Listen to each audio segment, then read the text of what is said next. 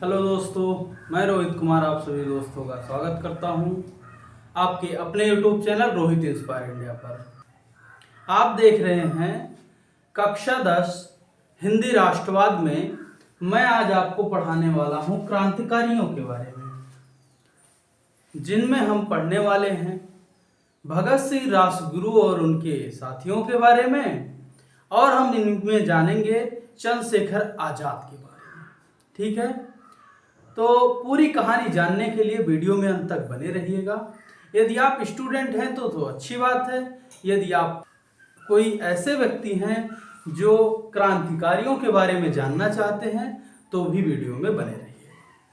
ठीक है, तो चलिए इसकी शुरुआत करते हैं कि ये महापुरुष कौन थे, हम इनकी बातें करेंगे।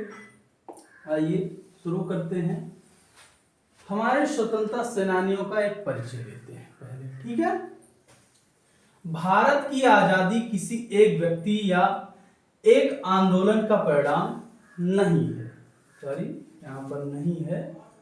ठीक है, एक आंदोलन, सिर्फ एक आंदोलन या सिर्फ एक व्यक्ति की लड़ाई नहीं थी आजादी की। ठीक है, असंख्य स्वतंत्रता सेनानियों ने क्रांतिकारियों, किसानों, मजदूरों, विद्यार्थियों और आम भारतीयों, ठीक है, आम भारतीयों के संघर्ष और बलिदान ने स्वतंत्रता की राह तैयार की। किसी एक व्यक्ति ने इसकी जिम्मेदारी नहीं, बल्कि पूरे देश के व्यक्तियों ने, मजदूरों ने, किसानों ने, महिलाओं ने और जो वरिष्ठ लोग थे उन्होंने अपने सिर इसकी जिम्मेदारी ली और देश को आजाद कराया। इन्हीं में से देखिए, इनमें दो दल थे, एक था नरम दल और दूसरा था गरम दल। दल यानी समूह, दल यानी कि समूह। समूह की क्या है, जब 2, 4, 10, 8, 15, 20 लोग एक साथ अपना एक संगठन बनाते हैं तो हम उसे कहते हैं दल है। ठीक है मेरे दोस्त, तो इसी में ये था नरम दल, ये था गरम दल। नरम दल और गरम दल क्या है, देखिए मेरे दोस्त, बातें समझेंगे। नरम दल क्या है? नरम दल के नेता शांतिपूर्ण और संवैधानिक तरीके से अंग्रेजों से अपने अधिकारों की मांग करते थे। उनका क्या मानना था कि हम अंग्रेज जैसे बैठे हैं, हम उनसे जाके कहेंगे सर हमारा देश छोड़ के चले जाइए और हम स्वतंत्र होना चाहते हैं। ये था नरम दल। ये सोचते थे कि शांतिपूर्ण और संवैधानिक तरीके से हम अंग्रेजों को यहां से निकाल देंगे। ठीक है, इसमें प्रमुख नेता दादा भाई नौरोजी, गोपाल कृष्ण गोखले, फिरोज शाह मेहता और सुरेंद्र नाथ बनर्जी थे। ठीक है मेरे भाई, इस तरीके के नेता थे जो नरम दल में आते थे। और गरम दल में क्या होता था, गरम दल के ये सभी नेता नरम दल के तरीकों से अलग। नरम दल का तरीका क्या था, शांतिपूर्ण और संवैधानिक था। लेकिन नरम दल से तरीकों से अलग कुछ राष्ट्रवादी नेता मानते थे कि अंग्रेजों के खिलाफ अधिक सक्रिय और संघर्षपूर्ण तरीके से अपनाने चाहिए, जिससे वे देश को छोड़ दें।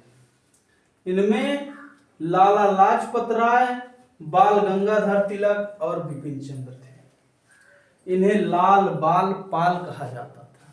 क्या कहा जाता था? इन्हें लाल बाल पाल कहा जाता था। इसी तरीके से ये जो व्यक्ति थे, इनका मानना था कि अगर हम संघर्ष करेंगे तभी हम यहाँ पर स्वतंत्र रह सकते हैं, अन्यथा अंग्रेज हमें दबाते रहेंगे और संवैधानिक तरीके से, शांतिपूर्ण तरीके से हमें आज़ादी नहीं मिल सकती। और ये जनाब कौन है? चंद्रशेखर आजाद जी। तो ये भी उसी समर्थन में थे। देखिएगा, अच्छा, इनके बारे में एक बात और बता दें, इन्होंने कहा था कि स्वतंत्रता हमारा जन्म सिद्ध अधिकार है और हम इसे लेकर रहेंगे। यह कथन किसका है? बाल गंगाधर तिलक का। बाल गंगाधर तिलक का यह कथन है कि स्वतंत्रता हमारा जन्म सिद्ध अधिकार है और हम इसे लेकर रहेंगे। ठीक है। लाला लाजपत राय, ये सर हैं लाला लाजपत राय। इन्होंने साइमन कमीशन का विरोध कर रहे थे जब, तो इनके ऊपर लाठीचार्ज हुआ था और इनके सर पर लग गया था, जिसकी वजह से लाला लाजपत राय की मृत्यु हो गई थी लाठीचार्ज से। ठीक है, आगे हम बात करेंगे किसकी? चंद्रशेखर आजाद की। चंद्रशेखर आजाद भगत सिंह के प्रमुख क्रांतिकारी साथियों में से एक थे। इनका वास्तविक नाम जो है चंद्रशेखर तिवारी था। ठीक है। HSRA ये क्या है? Hindustan socialist Republic. इनके प्रमुख नेता थे। ठीक है, कौन? आजाद जी। इन्होंने भगत सिंह और अन्य क्रांतिकारियों को संगठनात्मक सहयोग दिया। वे अंग्रेजों के सामने आत्मसमर्पण नहीं करने के लिए प्रसिद्ध थे। उन्होंने कहा था कि मैं अंग्रेजों के हाथों नहीं मारा जाऊंगा। ठीक है। फिर 27 फरवरी 1931 को इलाहाबाद, जो अभी का इलाहाबाद है, के अल्फ्रेड पार्क में पुलिस से घिरते के बाद उन्होंने अपने जीवन का अंत कर दिया। कैसे? ये आजाद पार्क में बैठे हुए थे, सॉरी आजाद पार्क नहीं, अल्फ्रेड पार्क। उस समय जो आज का आजाद पार्क है लखनऊ का, उसका पहले नाम था अल्फ्रेड पार्क। वहां पर वह बैठे हुए थे। तो कुछ सूत्रों से पता चलता है कि एक व्यक्ति जिनका नाम था वीरभद्र तिवारी, उन्होंने अंग्रेजों को मुखबरी कर दी, पुलिस को मुखबरी कर दी कि आजाद जी वहां बैठे हुए हैं। ठीक है। तो पुलिस वाले आए और उनको घेर लिए। और जब उनको घेर लिए तो उन्होंने जो है, जब तक उनके पास गोलियां थी तब तक वे लड़े, और जब उनके पिस्टल में, उनके बंदूक में एक ही गोली बची, तो उनका एक सिद्धांत था कि हम अंग्रेज के हाथों नहीं मारे जाएंगे। उन्होंने स्वयं को गोली मार ली और वे इस तरीके से शहादत को प्राप्त हो गए। ठीक है। तो चंद्रशेखर आजाद जी के बारे में ये कहानी है, और ये बहुत ही, एक प्रकार से हम कहें, ये गरम दल में, सॉरी गरम दल नहीं, जो भगत सिंह के साथी मित्र थे उनमें सबसे वरिष्ठ यही थे। इनको पंडित जी कहा करते थे, इनके मित्र। ठीक है, आगे बढ़ेंगे। हम किसकी बात करने वाले हैं? क्रांतिकारी धारा। किसकी बात करेंगे? क्रांतिकारी धारा की। आगे चलकर कुछ युवाओं ने अंग्रेजी शासन के विरुद्ध क्रांतिकारी आंदोलन का रास्ता अपनाया। इनमें प्रमुख थे भगत सिंह, चंद्रशेखर आजाद, ठीक है, सुखदेव, राजगुरु और बटुकेश्वर दत्त, भगवती चरण बोरा। ठीक है। ये जो है क्रांतिकारी थे जो मानते थे कि जबरदस्ती लेंगे, आजादी जबरदस्ती लेंगे, तुम नहीं दे रहे हो ना, हम जबरदस्ती लेंगे, इनका ये मानना था। ठीक है। हम इनमें इनकी बातें करते हैं, थोड़ा सा और जानेंगे इनके बारे में। देखिएगा, भगत सिंह। भगत सिंह महान क्रांतिकारी और विचारक थे। ठीक है। 28 सितंबर 1907 इनका जन्म कब हुआ? 28 सितंबर 1907। अब 7 से 19 पे जाइए, 7 3 10, ठीक है, 10 और 10 9 19, यानी कि 3 और 9, 9 3 12। जलियांवाला बाग हत्याकांड जब हुआ तो ये केवल 13 वर्ष के थे, और इन्होंने जलियांवाला बाग हत्याकांड के बारे में जब सुना तो ये वहां पर गए और वहां की मिट्टी को अपने साथ लेकर के आए, क्योंकि इनके पिता, इनके चाचा आजाद हिंद नहीं, ये क्रांतिकारी थे। और उस माहौल में रहते हुए इन्होंने अपने आप को, अपने पिता को, अपने चाचा को क्रांतिकारियों की तरह बातें करते उनकी सोच को समझा था, उनकी सोच को जाना था। जब ये जलियांवाला बाग हत्याकांड के स्थान पर पहुंचे तो वहां देखा इन्होंने कि धरती लाल थी। वहां से मिट्टी लेकर के आए, ठीक है, और मिट्टी को देख करके ये बहुत उदास भी हुए थे कि इनको छोड़ेंगे नहीं, ठीक है। ये युवाओं को देश के लिए जागरूक करना चाहते थे। वे नौजवान भारत सभा से जुड़े। वे HSRA के प्रमुख क्रांतिकारियों में से एक थे, जिसके चंद्रशेखर आजाद जी थे, ठीक है मेरे भाई। इसके बाद क्या है, भगत सिंह, सुखदेव और राजगुरु, इनको फांसी क्यों दी गई? क्यों दी गई?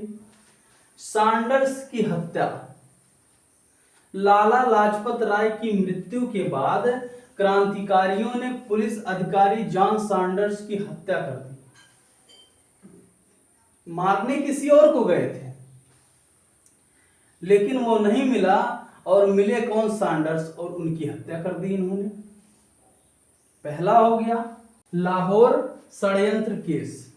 इसमें क्या है, सैंडर्स की हत्या और क्रांतिकारी गतिविधियों के मामलों में भगत सिंह, सुखदेव और राजगुरु पर लाहौर षड्यंत्र केस, ये षड्यंत्र है मेरे भाई, षड्यंत्र केस चलाया गया, ठीक है। ब्रिटिश शासन का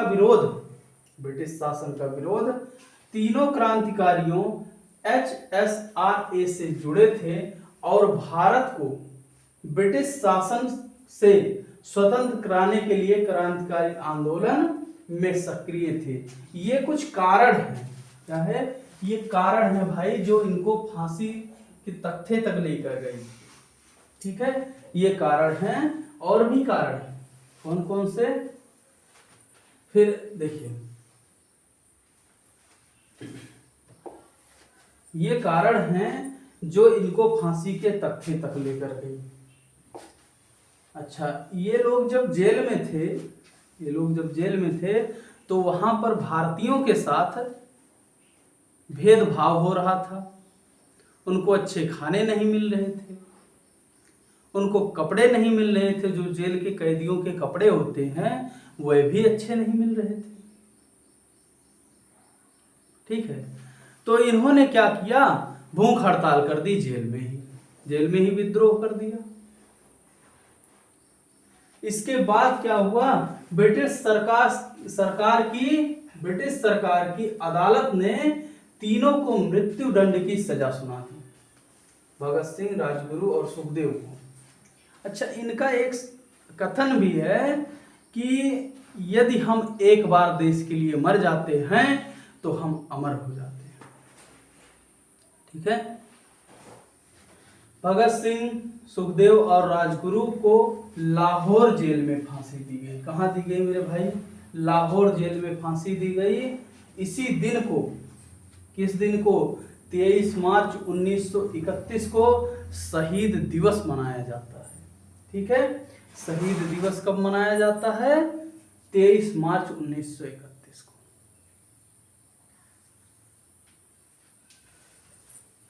इनकी फांसी का जो दिन था वो 24 मार्च था। इनकी जो फांसी का दिन था वह 24 मार्च था, लेकिन इन्हें 23 मार्च को शाम को ही फांसी दे दी गई। क्यों ऐसा किया गया? क्योंकि जो शासन था, जो यहाँ का प्रशासन था, अंग्रेज लोग थे, वह सोचते थे कहीं ऐसा ना हो कि इन्हें बचाने के लिए लोगों के सैलाब आ जाए, लोग यहाँ आ जाएं और अशांति हो जाए, अशांति फैल जाए और जबरदस्ती इनको छुड़ा कर ले जाए। इसीलिए अंग्रेज सरकार ने इन्हें एक दिन पहले ही फांसी दे दी। इनकी जो तारीख तय हुई थी वो कब तय हुई थी? 24 तारीख को मेरे भाई। 24 मार्च को इन्हें फांसी देनी जानी चाहिए थी, लेकिन उन्हें डर था कहीं ऐसा ना हो कि जनता आक्रोश में आ जाए और फांसी रोक दे। इसीलिए इन्हें एक दिन पहले ही फांसी दे दी गई। मेरे भाई, इन युवाओं को मेरा सत सत नमन है, ऐसे क्रांतिकारी वीरों को जिन्हें हम आज याद कर रहे हैं। ठीक है, तो आज की वीडियो में बस यहीं तक। मिलते हैं नेक्स्ट वीडियो में। अगर ये जानकारी आपको पसंद आई हो तो प्लीज़ लाइक सब्सक्राइब जरूर कीजिएगा। मिलते हैं नेक्स्ट वीडियो में। जय हिंद।